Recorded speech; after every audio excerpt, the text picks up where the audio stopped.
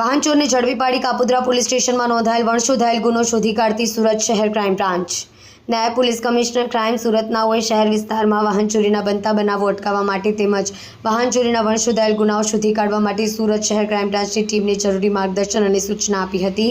જે અનુસંધાને ક્રાઇમ બ્રાન્ચની અલગ અલગ ટીમો વર્કઆઉટમાં હતી. દરમિયાન એન્ટી ઓર્ગેનાઇઝડ ક્રાઇમ સ્કોડના પોલીસ માણસોને મળેલ બાતમીને આધારે રાંદેર શીતલ 4 રસ્તાની પાસે આવેલ ગાર્ડનમાંથી આરોપી આશિષ હરિશંકર રાજપૂત ઉંમર 20 ધંધો છૂટક મજૂરી રહેવાસી કાપોદ્રા 4 રસ્તા બ્રિજ નીચે ફૂટપાથ ઉપર મૂળ રહેવાસી યુપીને પકડી પાડવામાં આવ્યો છે. આરોપી પાસેથી ચોરીમાં ગયેલ મુદ્દામાલ હરો કંપનીનું મેસ્ટ્રો મોપેડ અને મોપેડ ચાલુ કરવા માટે ઉપયોગમાં લીધેલ નખ કટર કબજે કરવામાં આવેલ છે. ધવલભાઈ ધાનાણી સાથે જોતા રહો ન્યૂઝ 9 ગુજરાતી.